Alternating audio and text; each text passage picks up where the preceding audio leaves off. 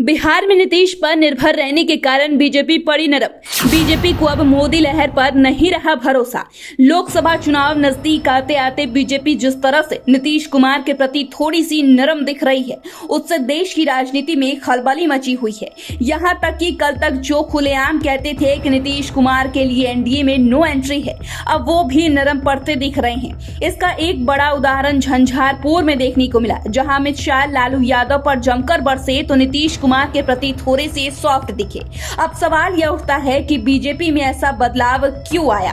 क्या बीजेपी को अब मोदी लहर पर भरोसा नहीं, या फिर पार्टी यह समझ चुकी है कि नीतीश के बिना बीजेपी को न सिर्फ बिहार में बल्कि देश में भी नुकसान हो सकता है? आइए इस वीडियो में इसी पर चर्चा करते हैं। बिहार में बीजेपी और जेडीयू दोनों की जोड़ी को सभी लोकसभा चुनाव में जनता का भरपूर समर्थन मिला है। चाहे लोकसभा चुनाव हो या विधानसभा चुनाव, जनता को बीजेपी और जेडीयू का यह साथ बहुत रास आया है। स्थिति यह है कि जिस लोकसभा चुनाव में एनडीए को मात मिली, उस चुनाव में भी बिहार की जनता ने इस गठबंधन पर खूब प्यार लुटाया है। लेकिन अब नीतीश कुमार ने बीजेपी का साथ छोड़ दिया है, जिसकी वजह से बीजेपी का चुनावी समीकरण बिगड़ता दिख रहा है। अगर अमित शाह ने झंझारपुर से नीतीश को नसीहत दी तो इसका कारण भी साफ है। आपको बता दें कि बिहार में जेडीयू और राजद की यह जोड़ी कई सीटों पर बीजेपी की उम्मीदों पर पानी फेर सकती है।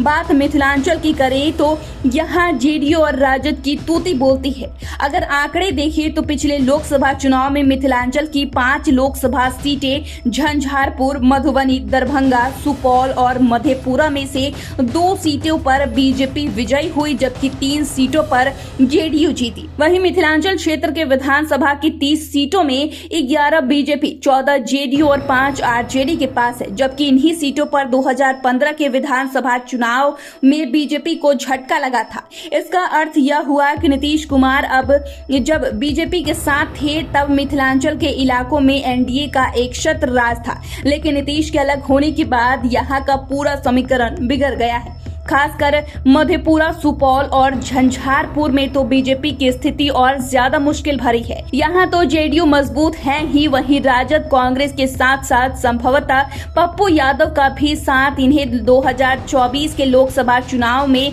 मिल सकता है। यानी कि 2024 में मिथिलांचल में एनडीए की नैया डगमग दिख रही है। मिथिलांचल के अलावा अररिया, बांका, भागलपुर सहित कई ऐसी सीटें हैं जहां 2014 के लोकसभा चुनाव में देश में मोदी की बड़ी लहर के बावजूद बीजेपी की हार हुई।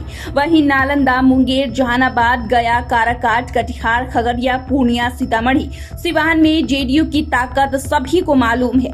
ऐसे में अगर जेडीयू को राजद और कांग्रेस के समर्थकों का भी समर्थन मिल गया तो फिर इंडिया गठबंधन 2024 में बीजेपी का खेल खराब कर सकता है।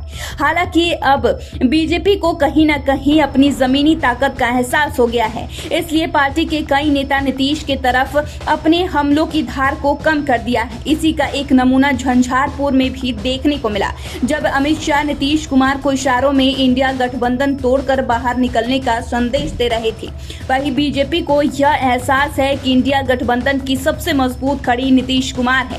अगर किसी भी कारण से वे उनसे अलग हो गए तो यह गठबंधन बिखर जाएगा। यानी कि नीतीश कुमार अगर इंडिया से अलग होते हैं तो इसका असर बिहार सहित पूरे देश में देखने को मिलेगा। हालांकि नीतीश कुमार के बयानों पर नजर दौड़ाएं तो उन्होंने अमित शाह के खिलाफ तीखी टिप्पणी की है, लेकिन अगर धुआं उठ रहा है तो कहीं न कहीं आग तो जरूर लगी है। वैसे नीतीश कुमार की राजनीति को समझना इतना आसान नहीं है। वो आनन फानन में नहीं बल्कि पूरा कैलकुलेशन करके फैसला लेते हैं, इसलिए वे इस मामले में भी जल्दबाजी में कोई फैसला लेते नहीं दिख रहे हैं। वैसे यह देखना दिलचस्प होगा कि बीजेपी जिस तरह से कहीं ना कहीं नीतीश कुमार से कथित रूप से उम्मीद लगाए हुए है वह पूरा होता है या नहीं।